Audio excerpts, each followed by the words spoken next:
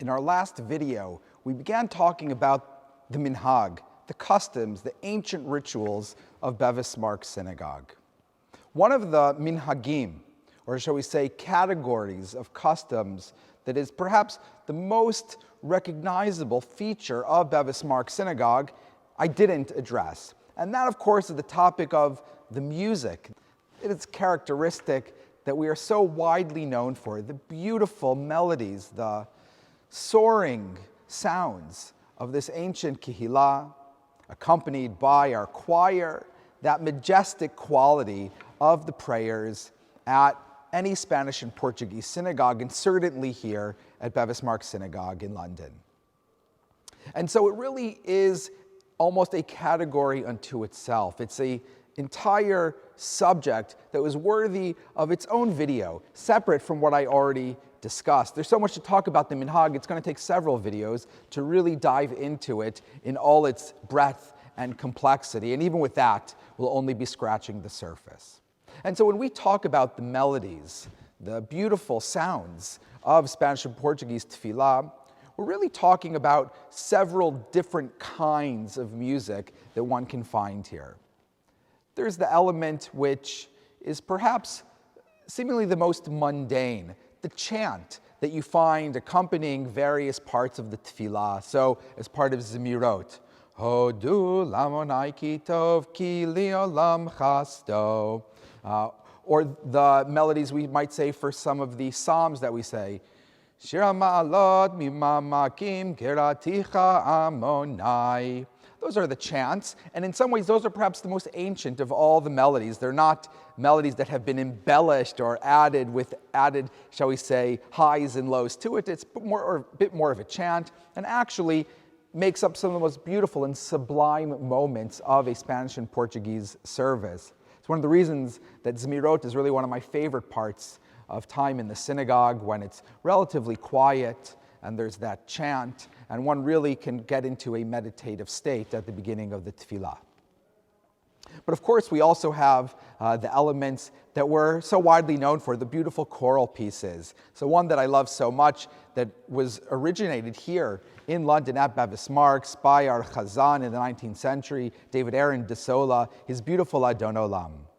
Adon Olam Asher malach beterem kol yitzir nivra.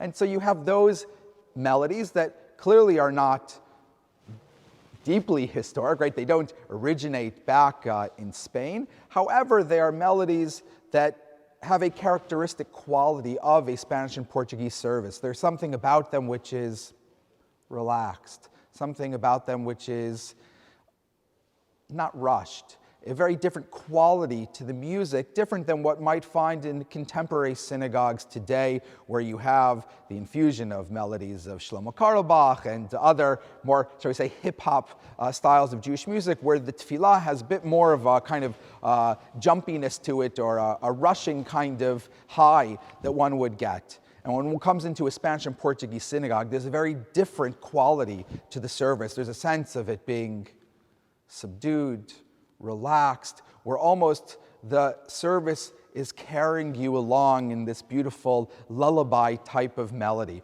And it's something which is so special about the services here. And while the melodies from one Spanish and Portuguese synagogue to the next may be sometimes different from one another, they all tend to capture that same quality, that same characteristic, which is such a feature of a Spanish and Portuguese service, and what makes it so beautiful and works so well with a choir, something that was introduced into Spanish and Portuguese synagogues typically also in the 19th century. And then you have those melodies that are so deeply ingrained within the community, the melodies that are associated with the High Holy Days, with the Yamim Noraim, Rosh Hashanah, and Kippur. And you find this in the Ashkenazi tradition as well, where many of the melodies that people associate with an Ashkenazi service date back to medieval times and really have become such a fixture of a service that if one went to an Ashkenazi service and they didn't use those melodies, there would be an uproar. How could you change those ancient melodies? And the same thing is certainly true here at the Spanish and Portuguese. And particularly on the High Holy Days, those melodies that are associated with the Piyutim, with the beautiful poetry that was written in medieval Spain by the great writers of Yehuda Halevi and Shlomo Ibn Gabirol, that have been infused with these beautiful ancient melodies. And so we think of the melodies on Yom HaKippurim of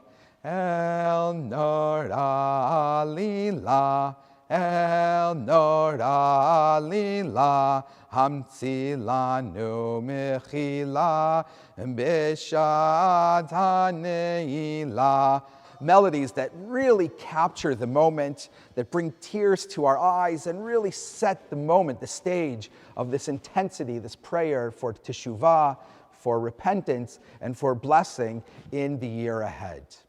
And so the music that we have throughout the year is so incredible. I remember the rabbi at the Spanish and Portuguese in New York, Rabbi Chaim Angel, saying to me that if he walked into the synagogue blindfolded and simply listened to the prayers, he would be able to place himself in specific Shabbatot throughout the year, certainly with specific holidays. And there is something which is so true with all the precision of the melodies. We use this melody on this occasion with that melody, and it really sets the moment throughout the course of the year. And so I invite you, if you've never been to a Spanish Portuguese synagogue, certainly you should come. But if you have been, please join us. Come for Rosh Hashanah, come for the Yom HaKippurim. Be here with us. Be lifted by the music. If you'd like to sign up, you can find a booking link in the comment section below, and everybody is invited. There is no cost. Everyone is welcome to join us for the prayers. Join us at the Spanish and Portuguese. Be lifted by the prayers and by their melodies, one of the most special and incredible characteristics of a Spanish and Portuguese synagogue, the minhag, the music, which is our minhag. And with that, I wish everybody a tiskul shanim rabot, wish you many good years ahead.